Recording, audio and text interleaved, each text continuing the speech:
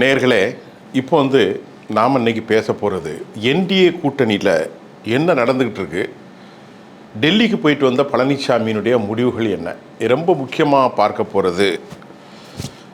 இந்த நேரத்தில் நான் நிதிஷ்குமாரையும் நினைவுபடுத்தி விட்டு தான் இந்த செய்திக்கு போக போகிறேன். அதை நான் கடைசியில் சொல்ல போகிறேன். நமக்கு ஏராளமான கடந்த கால அதிமுக தமிழ்நாட்டு அரசியல், அதை தாண்டி நாம் இப்போது பேசப்போது இந்த ஓட்டத்தில் திமுக கூட்டணி ஓட்டத்தில் முன்னிலையில் இருக்கிறாங்க. ரொம்ப நாளாக பிரச்சனையில் இந்த காங்கிரஸ் கட்சிக்கு 28+1 எல்லாத்தையுமே கொடுத்து முடிச்சிட்டாங்க. இனி மற்ற கட்சிகள் ஒன்றும் பிரிந்து போவதற்கான வாய்ப்பு இல்லை.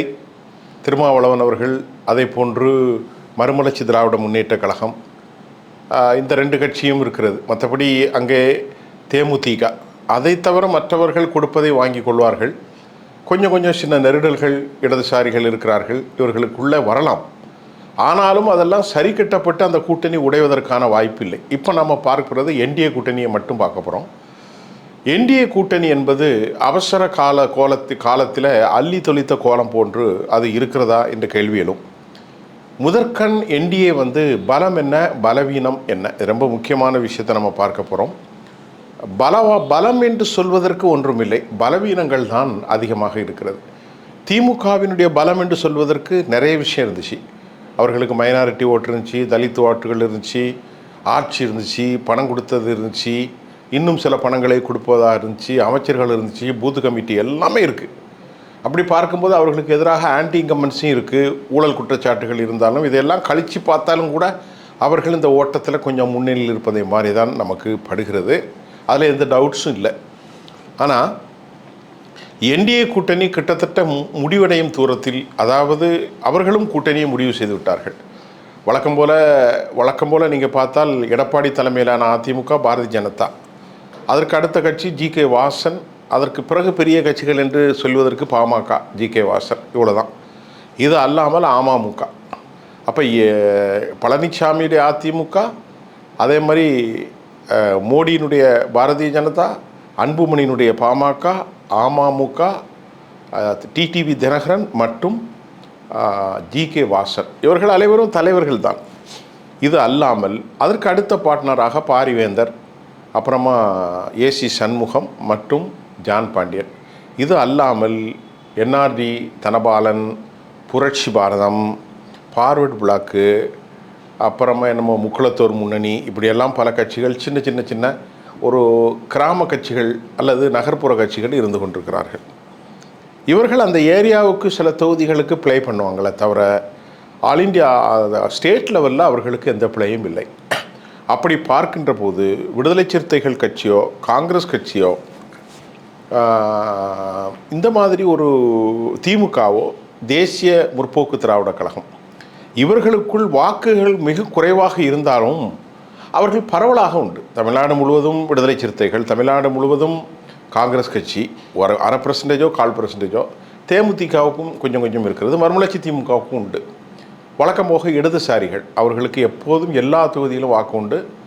அதே போக கிறிஸ்தவ முஸ்லீம் மைனாரிட்டிகள், இந்த முறை இந்திய யூனியன் முஸ்லீம் லீக்கு எல்லா கட்சியுமே இங்கே தான் இருக்கிறார்கள். இந்திய யூனியன் முஸ்லீம் லீக்கு, மனிதநேய மக்கள் கட்சி மற்றும் பாப்புலர் ஃப்ரண்ட், எப்போதும் சேராத தமீமுன் அன்சார், அது அல்லாமல் தனியரசு, கொங்கு அமைப்புகள், இப்படி ஒரு வளமாக அவர்கள் அமைத்து கொண்டிருக்கிறார்கள். ஆனால் இங்கே அப்படி ஒரு சூழல் இல்லை. இந்த 2 கட்சிக்கும் உடைய சிமிலாரிட்டிஸ் இன் பிட்வீன் 2 பார்ட்டிஸில் நாம் பார்க்குற போது இந்த விவகாரங்கள் அவர்களுக்கு பெரிய நெருடல்களும் அதாவது என்ன சொல்கிறது, ஒரு மைனஸ் பாயிண்டாக அமைந்திருப்பதாகவே நான் அதை பார்க்கின்றேன். இது அல்லாமல் இந்த சீட்டு பிரிப்பு, உங்களுக்கு எத்தனை சீட்டு, உங்களுக்கு எத்தனை சீட்ஸ் அப்படின்லாம் அவங்க பிரித்து பார்க்கணும். அப்படி பிரித்து பார்க்கின்ற போது கடந்த 2021ஆம் ஆண்டு 179 தொகுதிகளில் எடப்பாடி பழனிசாமியுடைய தலைமையில் போட்டியிட்டார்கள். அப்போது அமமுக அவர்களுக்கு இல்லை, பாமகவுக்கு 23, அதே போன்று பாரதிய ஜனதாவுக்கு 20, ஏனைய கட்சிகளுக்கு இருப்பதை பிரித்து கொடுத்தார்கள். இந்த முறை பாட்டாளி மக்கள் கட்சிக்கு 17+1 என்று நினைக்கின்றேன். அது அன்புமணி, அதில் அப்பா வேறு இல்லை, அவர் ஒரு 1/2%, 1/4%, 3/4%, 3% பிரிச்சுட்டு போகலாம்.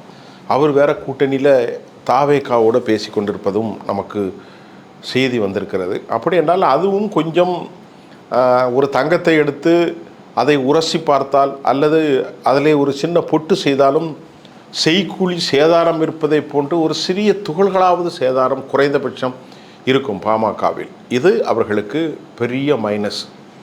அடுத்து சேதாரத்தை பெருசாக சந்தித்திருக்கக்கூடிய ஒரு கட்சி எந்த கட்சி என்று சொன்னால் அது அம்மா மக்கள் முன்னேற்ற கழகம். டிடிவி தினகரனுடைய அடையாளம் எல்லாமே திருமதி சசிகலா அவர்கள்தான். அவர் இப்போது கழுகுமலையிலே ராமநாதபுரம் மாவட்டத்தில் ஒரு புதிய எழுச்சியான பல ஆயிரக்கணக்கான மக்கள் கூடுகின்ற ஒரு கூட்டத்தை கூட்டியிருக்கிறார். நமக்கு கிடைத்த இன்டெலிஜென்ஸ் ரிப்போர்ட் அவர் தென் மாநிலங்களில் ஒரு மிகப்பெரிய அளவில் ஒரு பெரும் தாக்கத்தை 30 தொகுதிகளிலும் மத்திய தாக்கத்தை 70-60 தொகுதிகளிலும் ஏற்படுத்துவார் என்று சொல்லப்படுகிறது. அந்த விதத்தில் களத்திலிருந்து பதிவான செய்திகள் மறவர் சமூகத்திலும் சரி மற்றும் உண்டான தென் மாநிலங்களில் தஞ்சையில், டெல்டாவில், திருவாரூரில், மதுரையில், தேனி, கம்பம், பெரியகுளம், அதை பண்ணு தூத்துக்குடி, திருநெல்வேலி, அம்பாசமுத்திரம், விருதுநகர், நாகர்கோயில், தென்காசி, இப்படி எல்லா இடங்களிலும் ஒரு பெரிய சமூக மக்கள், பிரமலை கல்லர்கள் இருக்கிறார்கள், கல்லர் சமூகம் இருக்கிறார்கள், அகமுடையார்கள் இருக்கிறார்கள், முக்குளத்தோர், இப்படி எல்லா சமூகமும் இருக்கிறார்கள். இது அல்லாமல் அதிமுகவில் எடப்பாடியை பிடிக்காது தமிழ்நாடு முழுவதும் பரவலாக எல்லா மாவட்டங்களிலும் அவர்கள் எவ்வளவு தொகை எவ்வளவு இருப்பது என்றெல்லாம் நாம் அறுதிட்டு கூறாவிட்டாலும் மிகப்பெரிய பலத்தோடு இருக்கிற போது இவர் மீது இந்த அளவுக்கு உங்களை ஆக்கிய எடப்பாடியோடு ஏன் சேர்ந்தீர்கள், என்ன அந்தஸ்து உனக்கு கிடைச்சதுங்கிற மாதிரி தென் மாவட்டங்களில் எடப்பாடிக்கு கூட சார்ந்ததுக்கு அமமுகவுக்கு பெரிய தண்டனை காத்திருப்பதை இந்த தேர்தல் முடிவுகள் உறுதிடும். அப்படி என்றால் அப்பா பிரிஞ்சு போயிருக்காரு. அப்பா 1/2%, 3/4%, 1% பிரிச்சிருவார் பெரியவர் ராமதாஸ். அவர் ஏதாவது சொல்லுவார், 90 கிராமங்களில் நான் நடந்திருக்கேன், 90,000 கிராமங்களில் எனக்கு வயசு 87, என் பையன் எனக்கு துரோகம் பண்ணிட்டான் அப்படின்னு பேசுவார். பாரம்பரியமிக்க பெரிய ஆட்கள் ஐயாவுக்கு கொஞ்சம் போடத்தான் செய்வாங்க மாம்பழத்துக்கு. அதே மாதிரி அமமுக தனது முழு தரத்தையும் இழந்து போய்விட்டது. பாரதிய ஜனதா இந்த முறை 11% என்று அவர்கள் சில கால்குலேஷனை போட்டு சீட்டு பேரத்தில் பண்ணாங்க. அது கபோட கண்ணன் எடப்பாடிட்டு நடக்காது, எல்லாம் சேர்த்து 11. அது மத்தியில் வரக்கூடிய தேர்தல். 2 கண்டஸ்ட் தான் மக்கள் பார்த்தாங்க. ஒன்று ராகுல், இன்னொன்று மோடி. ஒன்று திமுக, இன்னொன்று அதிமுக. அதிமுககாரன் எல்லாருமே இங்கே போட்டான். திமுகவை பிடிக்காத பாரம்பரிய விஷயங்கள்லாம் இங்கே போட்டான். அதில் தான் வந்துச்சு. இந்த அண்ணாமலை ஒரு 1/2%, 3/4% அவருடைய எழுச்சி பிக்கும். இப்போ அந்த இடத்துல அண்ணாமலை அவுட்டு. அது வந்து பார்லிமெண்ட் எலெக்ஷன், இது சட்டசபை எலெக்ஷன். இந்த ரெண்டுக்கும் நம்ம பார்க்கக்கூடாது. நல்லா கவனிச்சுக்கணும். எப்போவுமே தமிழ்நாடு ரொம்ப தெளிவாக இருக்கும். பார்லிமெண்ட்டுக்கு ஒரு எலெக்ஷன் இருக்கும், நாடாளுமன்றத்துக்கு ஒரு எலெக்ஷன் இருக்கும், சட்டசபைக்கு ஒன்று இருக்கும். 1980 பார்லிமெண்ட்டில் டிஎம்கே காங்கிரஸ் பெருசாக கூட்டணி அமைச்சு வெற்றி பெற்று 6 மாதத்தில் சட்டசபையில் எம்ஜிஆர் மீண்டும் வந்தார். இந்த புரிதல் நீங்கள் புரிஞ்சுக்கிட்டால் 11% கிடையாது, ஒன்றும் கிடையாது பிஜேபிக்கு. அது ஒரு 4, 4.5, 5 தான். இப்போ பிஜேபியுடைய தலைவர் வந்து ஒரு பேரலைஸ்டு சிக்கினுட்டார் கம்பேரிசன் வித் அண்ணாமலை. அண்ணாமலை வந்து கொஞ்சம் வைப்ரண்ட்டாக இருந்தார், நல்லா பேசினார். அந்த இடத்துல இன்றைக்கி நயனா நாகேந்திரன் இல்லை. அப்புறம் அமித்ஷா வந்து என்னதான் மிரட்டல் போட்டாலும் என்னதான் போட்டாலும் வாக்களிப்பவர்களுக்கு அமித்ஷாவை பற்றி கவலையே இல்லை. நீ யாரை சேர்த்தாலும் சரி, அவர்கள் ஒரு பெர்செப்ஷன் இருக்குது. தலைவர்களை வந்து சிறையில் அடைக்கலாம் அல்லது அடைத்து விடுவோம் என்று அமலாக்கத்துறை, என்ஃபோர்ஸ்மெண்ட் டைரக்டர், இடி இதெல்லாம் வச்சு நீ மிரட்டினாலும் அது வாக்கு போடக்கூடிய எளிமையான மக்களிடத்தில் அது எடுபடாது. அந்த அடிப்படையில் இன்றைக்கி அவங்க 60 சீட்டு கேட்குறாங்க. 60 சீட்டு கேட்டால் அதிமுக 24 மட்டும்தான் கொடுக்க முயற்சி செய்திருக்கிறார்கள். இப்போ கடந்த முறை 179, பாமக 23, பாஜக 20, அப்படி இந்த முறை அவர்களுடைய புது பிளேயராக அமமுக இருக்கிறார்கள். மற்ற சின்ன சின்ன கட்சிகள்லாம் இருக்குது. அதனால் பாரதிய ஜனதா 45 தொகுதியில் போட்டிட்டு மீதி 20 இடங்களை அவங்க வந்து கொடுக்கலாம் அப்படின்னு நினச்சிக்கிட்டு இருக்கிறாங்க அப்படின்னு வருது. 50 தொகுதி 60 தொகுதிங்கும் போது 40 + 20 60 தொகுதியை கொடுத்துடலாம் அப்படின்னு நினைக்கிறாங்க. ஆனால் இந்த 40 தொகுதியிலையும் பாரதிய ஜனதா வைப்பது தமிழ்நாட்டில் இருக்கக்கூடிய எல்லா இந்து மத திருக்கோயில்கள் இருக்கிற இடம். உங்களுக்கு சொன்னால் தெரியும், குமரி மாவட்டத்தில் இருக்கக்கூடிய ஒரு மிக முக்கியமாக அந்த கோயில்கள் குமரி மாவட்டத்தினுடைய கோயில் நகரண்டே சொல்லலாம். அந்த அளவுக்கு குமரி வந்து பாஜகவுக்கு ரொம்ப செழிப்பான ஒரு பகுதி. கட்சியில் வாக்கும் நல்லாயிருக்கும். அங்கே பத்மசுவாமி கோயில்கள், பகவதி அம்மன் கோயில்களெல்லாம் இருக்குது. இசக்கியம்மன் கோயில், பாகவதி அம்மன்லாம். அப்போ அந்த கன்னியாகுமரி மாவட்டத்தில், அதே மாதிரி தூத்துக்குடி மாவட்டத்தில் திருச்செந்தூர் அங்கே இருக்கிறது. மதுரைக்கு அப்படி வந்தால் திருப்பரங்குன்றம், ஸ்ரீவில்லிபுத்தூர், அப்படி வந்தால் ஸ்ரீரங்கம், நிறைய இருக்குது. ராமநாதபுரம், அதை போன்று திருப்பரங்குன்றம், திருத்தணி, முருகனுடைய தலங்கள், அறுபடை வீடுகள், பழனி, அப்படி வருகிற போது சிதம்பரம், சென்னையில் மயிலாப்பூர் கபாலீஸ்வரர் கோயில், கும்பகோணம், இப்படி எங்கெல்லாம் ஹிந்து தலங்களாக இருக்கிறதோ அதெல்லாம் எங்களுக்கு தான் உரிமைங்கிற மாதிரி அவங்க கேட்குறாங்க. பழனிசாமிகிட்ட அந்த வேலை நடக்கலை. 60 தொகுதிகள் கேட்டால் நாங்கள் எல்லாத்துக்கும் ஒன்று ஒன்றா கொடுத்துக்கிடுவோம். என்ஆர்டி தனபாலன், புரட்சி பாரதம், அப்புறமா ஃபார்வர்டு பிளாக்கு, இன்னொன்று என்னமோ முக்குளத்தூர் ஒரு கட்சி இருக்குது. இதெல்லாம் ஒருங்கிணைத்து அவர் வெற்றி பெறலான்னு போகிறார். இதெல்லாம் எதுவுமே நடக்காது, ஒன்றும் வேலைக்கு ஆகாது. ஆகவே இதையெல்லாம் கருத்து கணிப்பில் போடுகின்ற போது எடப்பாடி பழனிசாமியுடைய அந்த டீம் ரொம்பவே செட்பேக்கில் இருக்காங்க. They are going to fell down. அவங்க ஒரு பாதாள குழியில் போகிறதுக்கான நடவடிக்கை இருக்குது. இதில் 2 விஷயம் அவர்களுக்கு சிக்கல் இருக்குது. கச்சிதமாக முடித்த திமுகவுடைய பலத்தை எதிர்கொள்ள எடப்பாடிகிட்ட இல்லை. ஏன்னா திமுகவில் எல்லாருமே லாபம் கருதி போய் சேர்ந்துட்டாங்க. இன்றைக்கு கூட நடிகர் விஜய் பேசியிருக்கிறார், காங்கிரஸ் கட்சி என்னை ஏமாற்றி என்ன நட்ட ரோட்டில் விட்டு சீட்டை வாங்கிட்டு போயிட்டாங்கன்னு சொல்லி. அவ்வளோ பேச்சு பேசுகிறவர் பாஜகவை பற்றி ஒன்றுமே பேசலை. கொள்கை எதிரி, அது ஒன்று, ஊழலுக்கு எதிரி.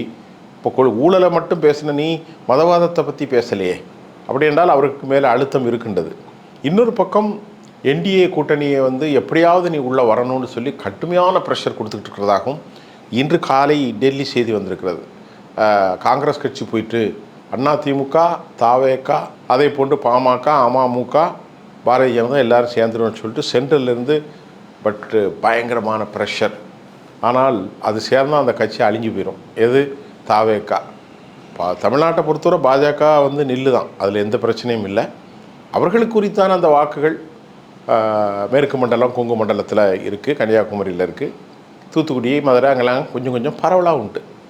கேட்டிங்கன்னா ஸ்டேபிளாக ரொம்ப தலித்துகளோ இடைநிலை மக்களோ இந்த கொள்கைகளை ஏற்றுக்கொள்ளதோ அப்படி ஒரு சூழல் இல்லை. ஆகவே இது மாதிரியான கடும் சிக்கலில் என்டிஏ ஓட்டத்தில் ரொம்ப பின்னடைவாக இருக்காங்க. நம்முடைய கருத்து கணிப்புகளின்படி இந்த ஓட்டத்தில் வெற்றி பெறுவது பின்னால், வெற்றி பெறுவது ஒரு இலக்கல்ல, வெற்றி பெறுவது கட்சிகளுக்கு இடையிலான பாகுபாடு, தொண்டர்களுடைய பலம், அதுபோக வாக்காளர்களுடைய சாதி, வாக்காளர்களுடைய தனிப்பட்ட விருப்பு வெறுப்பு, அவர்களுடைய ஸ்கில்டு பேஸ். அந்த கட்சியில் ஏதாவது அராஜகம் அந்த தொகுதியில் நடந்திருந்தால், திமுக அராஜகம் பண்ணியிருந்தால் அதுவும் எதிரொலிக்கும். இப்படி பல கோட்பாடுகளை வைத்து தான் வெற்றி தோல்வியை நாம் நிர்ணயிக்க முடியும். அதை தாண்டி இன்றைய ஓட்டத்தில் எடப்பாடி மிகவும் பின்னடைவில் இருக்கிறார். என்டிஏ மிகப்பெரிய பின்னடைவு. அவங்க பிரித்து முடிக்க காட்டியும் ஒரு பெரும் சிக்கல் உருவாகிவிடக்கூடிய வாய்ப்புகள் உண்டு என்பதான் நம்ம இன்றைக்கி பார்க்குறோம்.